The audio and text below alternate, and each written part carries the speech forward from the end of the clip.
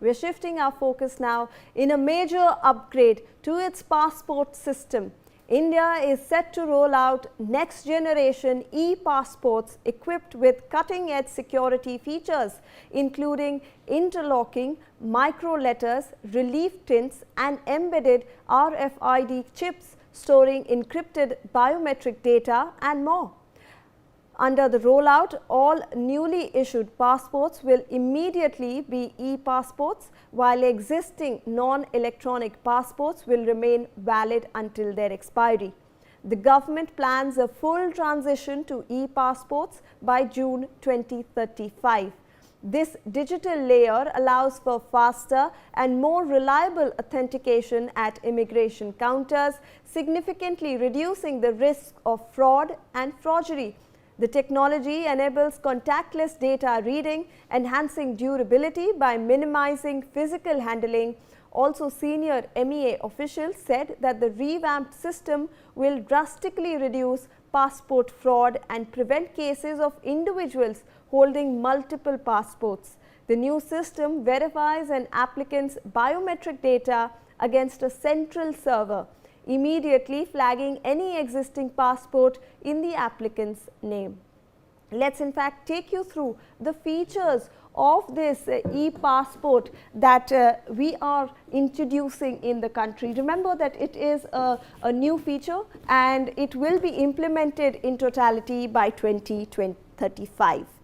What is this e-passport now? This comes embedded with an electronic chip in its back cover. Now, this is the most important change that is going to happen. There is an embedded chip in its back cover. Now, what does this chip actually include? This chip has fingerprint details, facial recognition data and digital signatures. So, the most important things inside this passport chip are your digital signatures. They are stored inside this RFID, which is a radio frequency identification chip. It has all the biometric details of that passport holder all stored digitally. Now, this passport data matches with the data stored in the chip and which is nearly impossible to tamper with. Now, remember that this RFID chip is actually protected by the PKI, which is a globally accepted standard of protecting and ensuring security for such biometric data, which makes it impossible to in fact tamper with. Now, this e-passport also carries special gold symbol on the cover. So, there is a special gold symbol that is present on the passport cover. It will help you distinguish between the old non-e-passports and this new e-passports that is being issued. It is easily recognizable at the airports. This is that feature. Also, it allows for quicker scanning and reduces waiting time. Now, since everything is digital, you have your information stored in that chip. This will automatically reduce a lot of waiting time at the airport. As we have mentioned, there is improved security because of that RFID chip, which is very difficult to tamper with.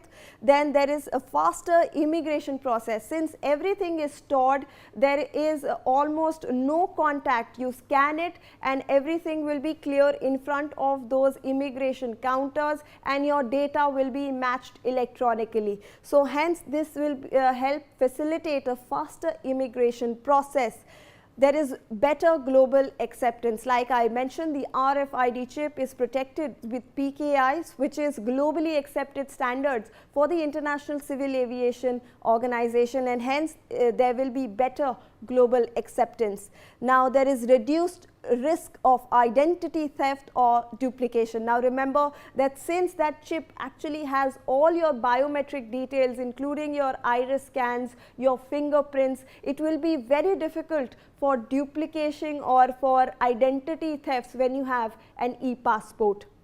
Now let's look at some of the features that are actually present in the security features in this e-passport. When you look at this page, actually there is micro letter with interlocking design that are extremely hard to replicate. So this is what we are talking about. This is the micro letter which has an interlocking design. So this is very difficult to actually replicate, and this is one of the features that will be available in the e-passport. Next, when we look at the guilloche design. Now this is a complex guilloche design which is used as it is difficult to reproduce accurately without original design files. So now even if you want to in fact recreate this design, it will be very difficult if you do not have that original design file, which is over here on your screens right now. This is the very difficult guilloche design that has been adopted in the e-passport. Now relief tint also has been used. So over here a relief tint has been used which can be felt by touch. So there is a slight 3D effect as well in this passport. So this is another feature that is available on this page as a security measure. Lastly, there is a hidden latent image of India which appears only when the page is tilted at a specific angle. So there is a hidden India image over here in this box, but this will only be visible if you tilt it at a particular angle. So these are some of the security features that have been introduced in the new e-passport.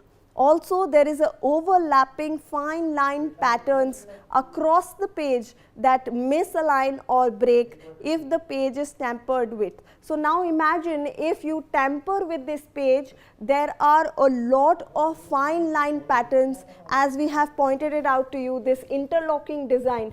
It's very difficult to actually match it if you have tampered with that page. So this is the new security feature that has been in fact introduced in this e-passport. So there you have it, some new features that are coming to the fore, difficult to replicate and difficult to tamper with. Joining me on the broadcast is Ambassador Gauri Shankar Gupta, former diplomat. Thank you so much, sir, for joining us. We appreciate your time.